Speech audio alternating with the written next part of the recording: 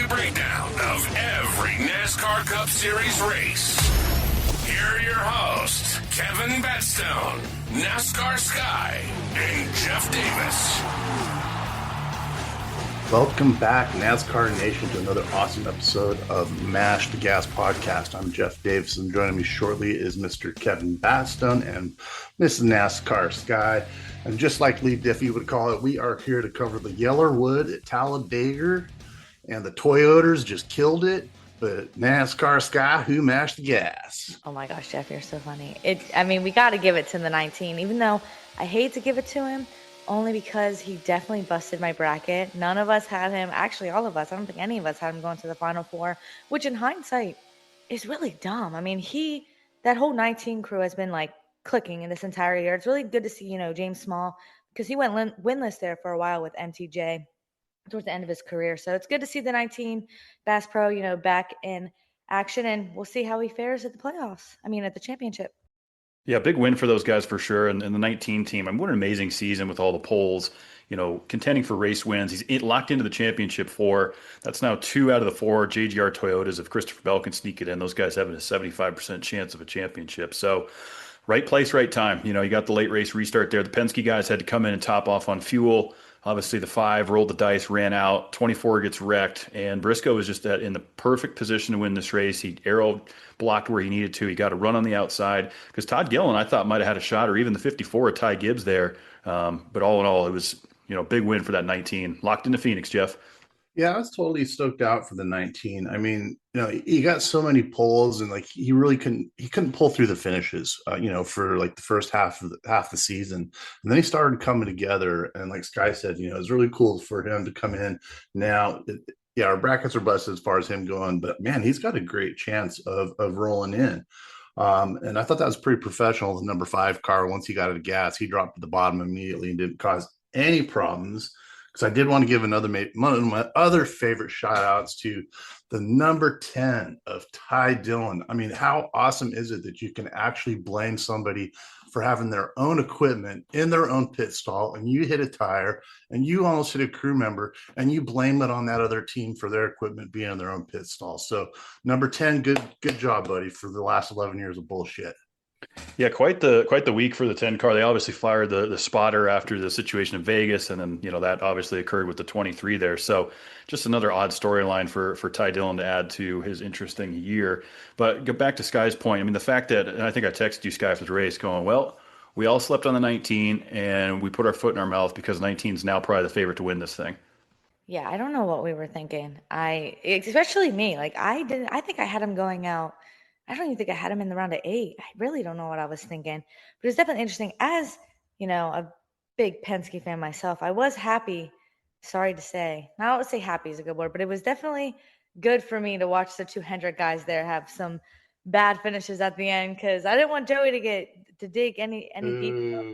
Him and Blaney, they're pretty much all of them are in must win, I think, now that it's the last race of the round. But I don't know, Blaney I think has a really strong chance of winning Martinsville, jumping ahead, but it's very Penske like to be leading, have control of the race and still end up 16th and 23rd.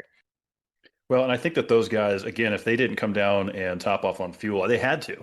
I think that they had to there. And if we had gone into another green-white checkered, which obviously we didn't, I think there would have been a lot of other guys that ran out. They were just pushing it, trying to get to the end, trying to get the most track position out of it. But came up a little short. The 5 finishes P26, and obviously the 24 got wrecked there coming to checkers and wreckers in P25. So must-win situations, I think, for those guys. Now that we know if a non-playoff guy can win Martinsville, I don't see that happening. I think it's a no-brainer. Seabell and Larson transfer through, no problem. But I think if I'm Larson, if I'm Byron, obviously, Joey, Ryan, and Chase Elliott, they got to go out there and win Martinsville. I know I said last week that Blaney's my pick, so I'm going to go ahead and take him early before we even get to Martinsville. But I really think the 2 best guys outside of the top 4 right now that have the best chance, Jeff, would be the 9 of Chase Elliott and the 12 of Ryan Blaney. Yeah, I'd agree with you there. Ryan Blaney is just so good at Martinsville. So, he's 47 points in the negative. The point system right now, it's pretty odd when the cut line is actually 36 points. That is a hard deficit to come back at. So, I know, Chase Elliott did pretty good last year in Martinsville. And I think most of Hendrick did. But Ryan Blaney, Chase Elliott was trying to chasing him back down, and Ryan Blaney just took the win. So, yeah, Kevin, I think you did take a good pick there. It is going to be very interesting. Obviously, Hamlin's already in, but who's going to go in on points? Are we going to see Seabell go in on points? Are we going to see Kyle Larson? Or like you mentioned, if a non-playoff driver wins, which, like you said, I really don't see that happening. And that was kind of one of the things that actually disappointed me about this race. I mean, it's sold out. Everybody loves how it's pack racing and the action that it has. And Kevin and I were talking about it over the weekend. I kind of miss the old days where we had the tandem drivers, where you just get two guys in a row that would link up, link bumpers, 10 miles an hour faster, less carnage, so to speak, I think, than actual pack racing.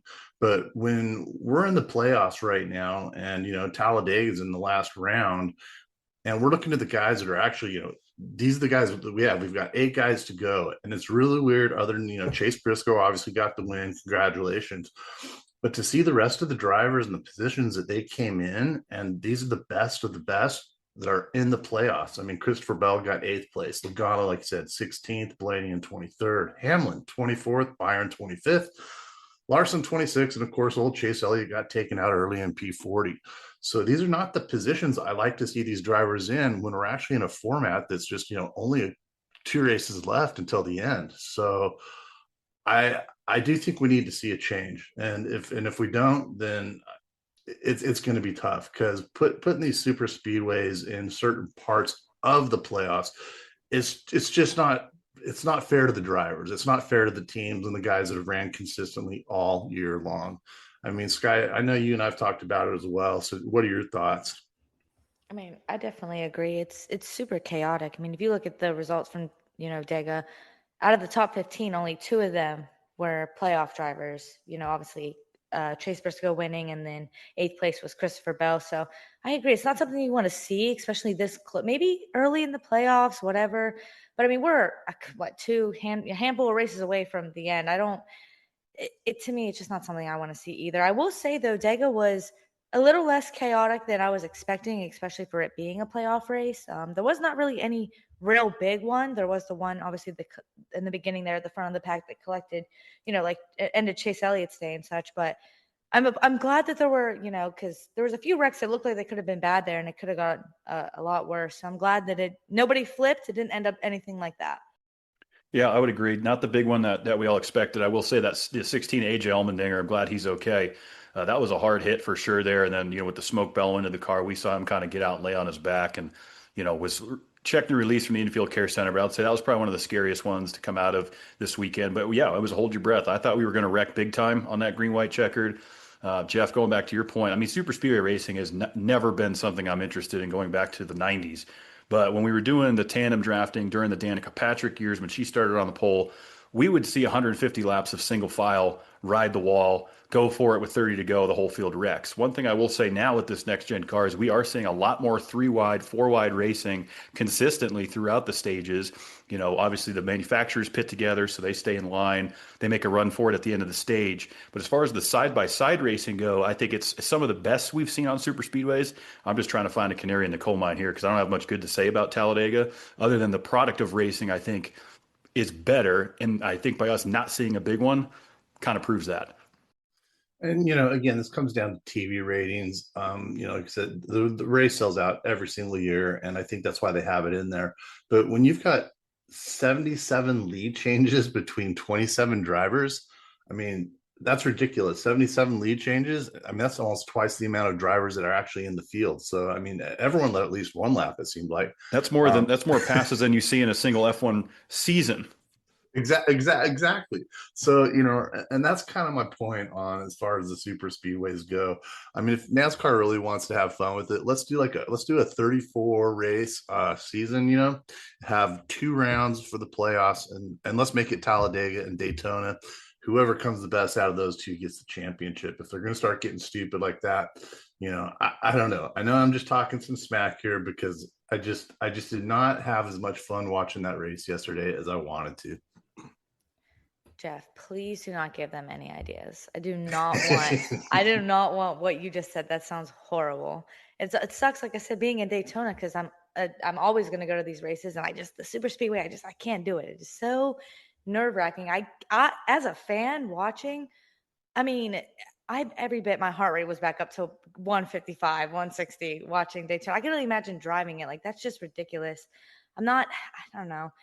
Most of the time, I feel like when Dega sells out, it's not for the racing per se. I mean, most people want to go because they want to experience the infield or everything else that happens around Dega. So hopefully NASCAR can take a step back and start to realize that a lot of people don't really like this super speedway racing, especially with, two races, one race really left until the championship. I don't know. It's too much chaos. It's just disappointing. I mean, and maybe this is just the Penske fan in me because, they cannot seem to finish well on these super speedways. I guess either they're winning or they're not finishing well. That's it. Yeah, there really is no common ground, but I feel like that's Dega. I mean, Ryan Blaney, I feel like should have so many W's on a super speedway.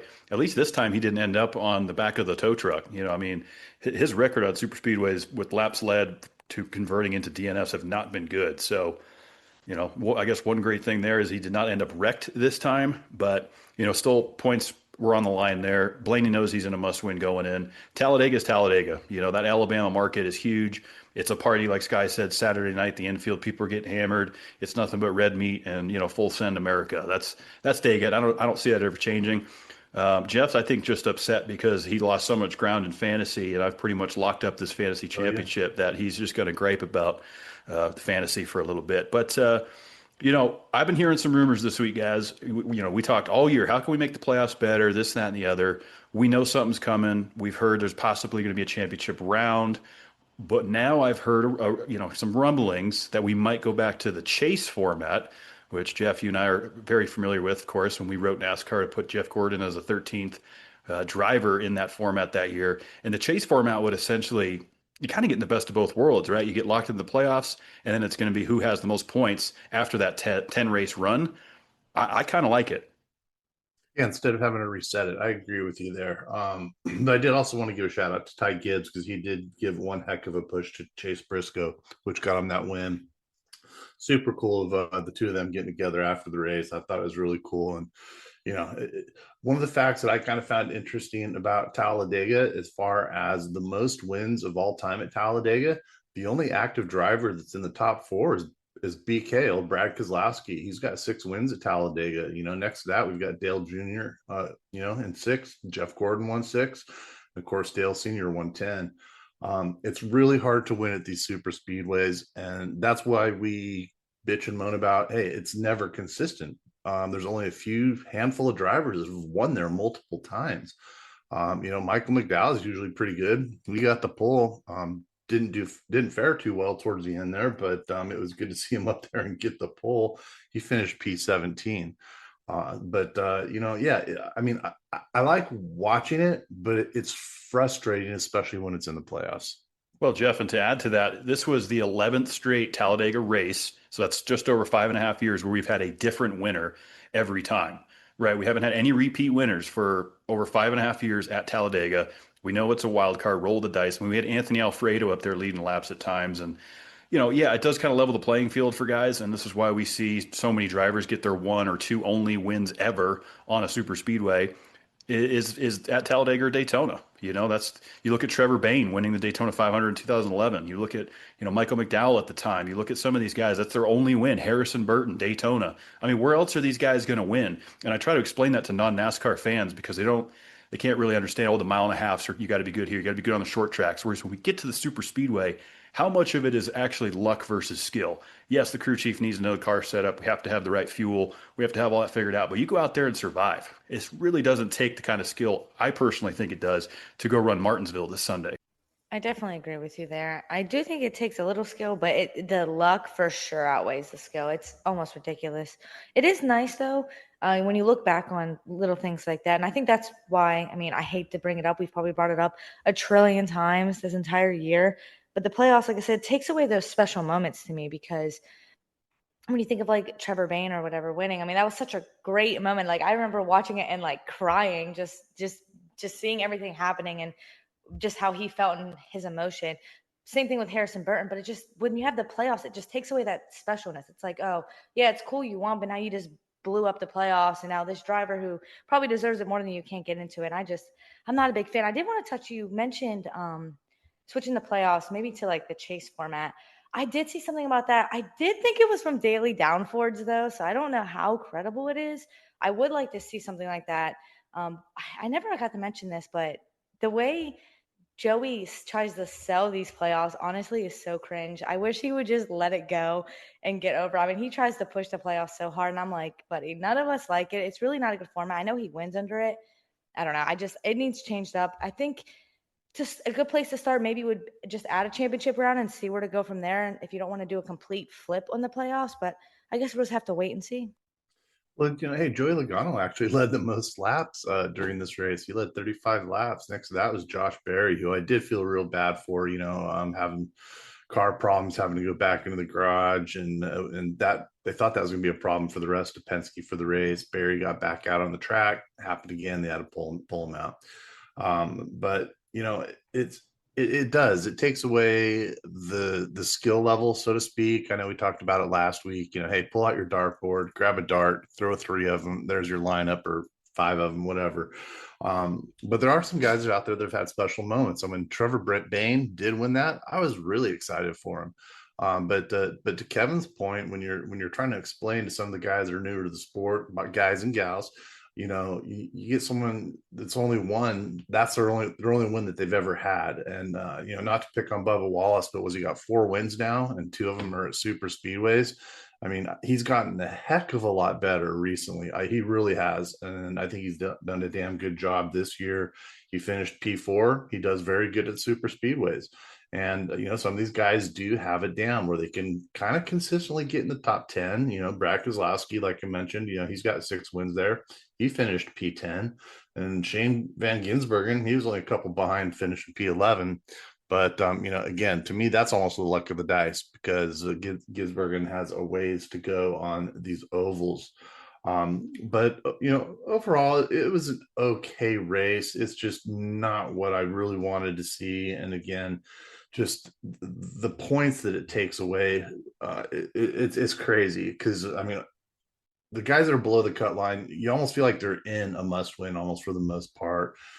Byron, Logano, Blaney, Elliott, all of them, especially Elliott. Hell, he has to win, or else he's definitely done.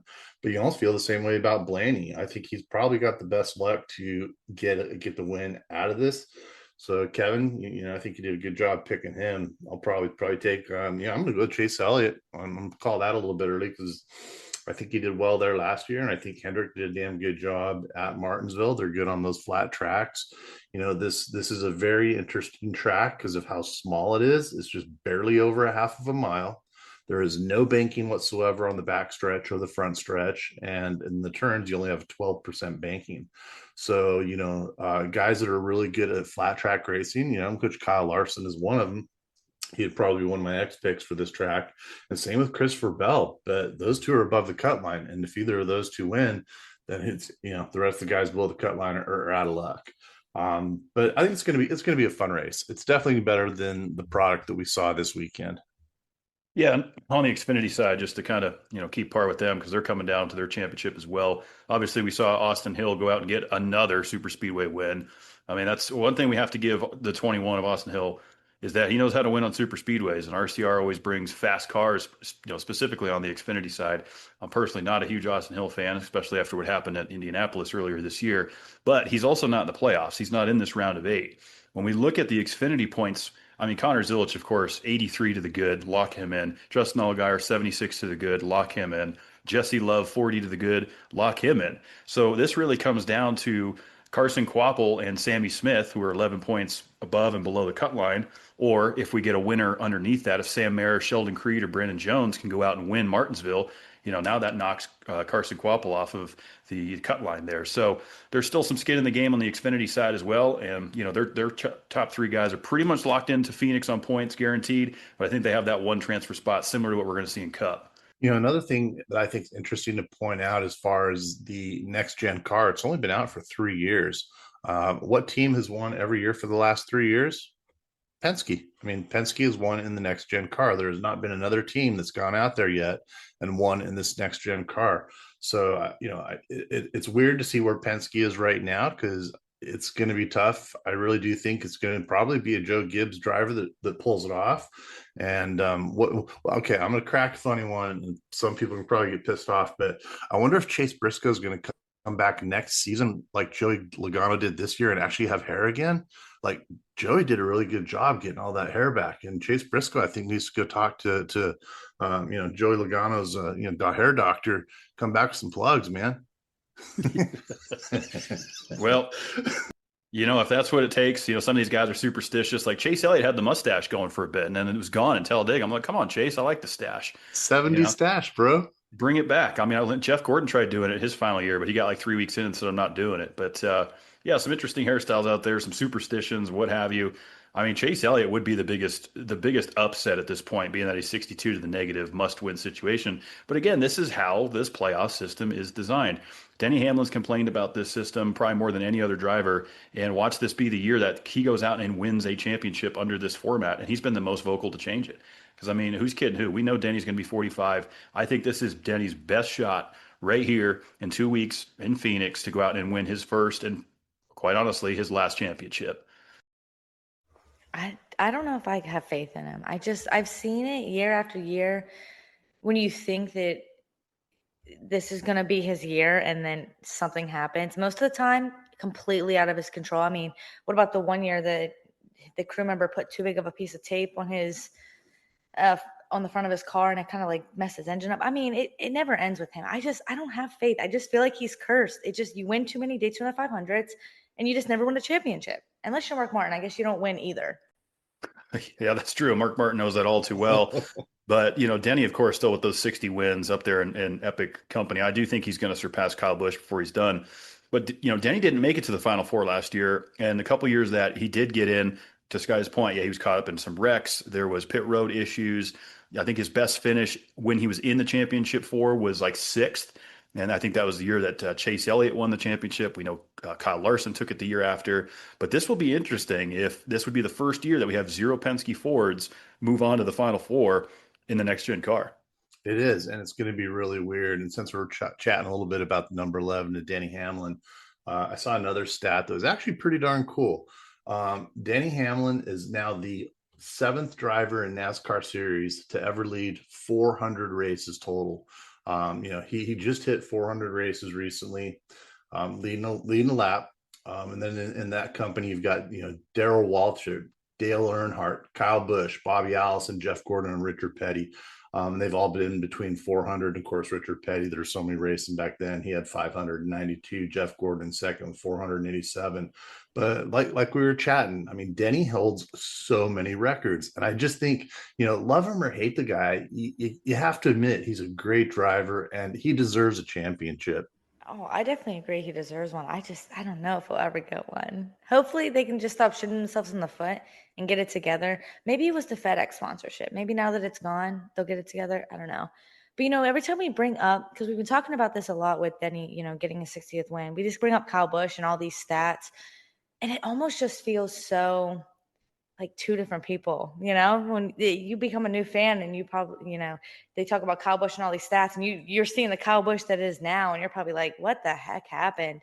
But, he is getting a new crew chief next year. So hopefully maybe that switches some things up. I don't know. I really like to see him have like maybe one more good year. I'm not saying he can win the championship, but at least like 1 or 2 more wins. That would be great for sure. And it's, once again, first trip down pit road, Kyle Busch, too fast exiting. So it's just been one issue after the next for that 8 team. And it's, a lot of it's been on Kyle. I blamed equipment. I blamed a lot of stuff, but it's Kyle's making the critical mistakes out there. It doesn't change the fact that he's got 63 Cup wins and a ridiculous amount between the trucks and the Xfinity. I mean, the guy is hands down one of the best of all time. But, to Sky's point, Busch had to go through a huge transformation in his career. I mean, yeah, FedEx leaving Denny was big, but sponsorship stepped in. When M&M's pulled out of that 18 car, Kyle didn't know where he was going to end up. So the fact that he landed at RCR and having to start all over with I mean, who's kidding who? A team that's nowhere near as competitive as JGR. That's got to be a tough feeling. I mean, look, Jimmy Johnson, 84 Cup wins, Jeff, 7-time champion. He comes out with his own team and has had absolute horrible success since stepping out of that 48 car. And that's tough for old JJ because man, as talented as he is, and as many people that gave him crap just because of how great he was. I mean, he's the only driver that we have in all of NASCAR history that has won in every single format during their career. It didn't matter what format it was, Jimmy would win it. And that's why a lot of people didn't like him. But you're right, Kevin. Ever since, him took over, well, not really took it over, but Legacy Motor Club it's just not up to par. And part of it's the equipment. I think part of it's the drivers, and it's tough. But I just feel like Jimmy Johnson has gotten so much crap over all the years just because of those wins. It was kind of like when Jeff Gordon came and started out, and of course, everyone back then was a Dale Senior fan, and he was the only one that was really given a lot of competitiveness. Of course, we had great drivers back then, but Jeff Gordon came in just like a rocket, man, and he was busting it left and right, and people did not like him for it. Here's this young, charismatic guy from California.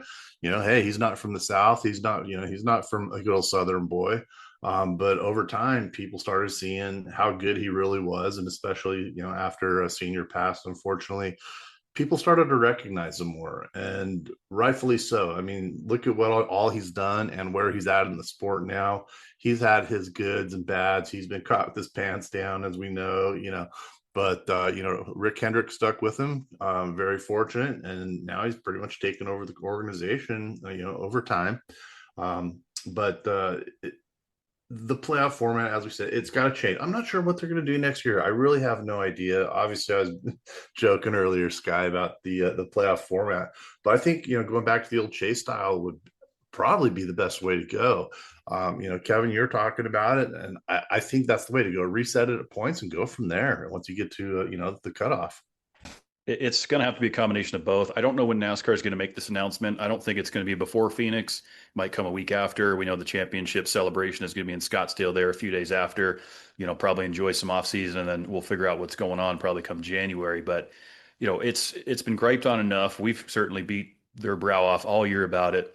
The guys on Door Bumper Clear, you name it. Any of these big media affiliates are talking about the playoffs and what can we do different. It's not going to be what it is this year. We know that. We just don't know what product we're going to get. We've speculated on what we think is going to be good. I think the chase format makes the most sense personally. Hell, I'd like to go to the Winston Cup format, but that's not going to happen. We know that. There's going to be a win and you're in, but let them run for it these last 10 races. Because the thing is, Jeff, if Talladega is in that list still, doesn't matter if you have a bad day at Dega because you have 9 other opportunities, to go out there and accumulate points and put yourself in position to go to Homestead next year in 2026. And lock yourself in and clinch a championship on points. Yep, exactly. Like I said, during the playoffs, take them out. Definitely entertain races. This was probably one of the worst ones I've seen in a while, to be honest with you. There were a couple times where I was like nodding my head almost for a little bit. But like to Sky's point, she lives across the street from the track. I don't care where I was at. I'd be going to every single race that came there. And it's always fun. Those are good atmospheres. People go there for more than just the racing. They want to go to the infield. They want to experience the fan experience. The access that NASCAR has to their drivers at a lot of the tracks is really, really cool. And especially being the Mecca that, Daytona is, you get to see these guys just walking around. I mean, Joey and his family came into Sky's work. I mean, how cool is that? Just to be able to wow, there's my favorite driver of all time, and he's here with his family, and he chatted with me for a while. I mean, that stuff is super, super cool. So, I do think there's a place in NASCAR for these super speedways. It just should not be in the playoffs. I definitely agree. I mean, I feel like the Daytona 500 is so important. I mean, when I was littler, super, super young, getting into the sport, I didn't watch every single race, but I always watch the Daytona 500, So I feel like it definitely deserves to be in the sport. I like that it kicks off our season.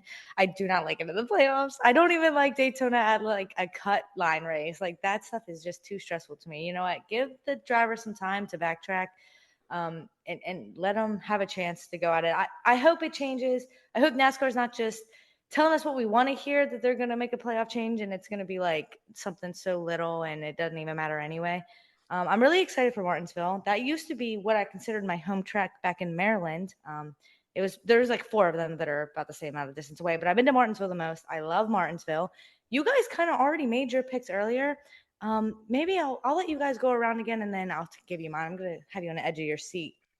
One thing I was going to mention, though, with Sky down there in Daytona, is I like having that being the first race of the year and pretty much what we consider the Super Bowl for the most part, even though, technically the Super Bowl should be the very last race, but the purse money there will make a team's entire season, if not 2 seasons. And I do think that that's really cool that they do that.